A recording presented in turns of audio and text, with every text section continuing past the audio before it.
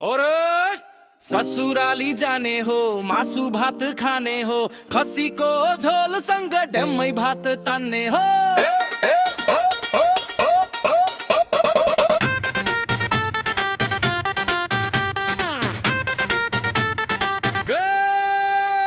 ससुराली जाने हो, मासु भात खाने हो, खसी को झोल संग डम्मै भात तान्ने हो।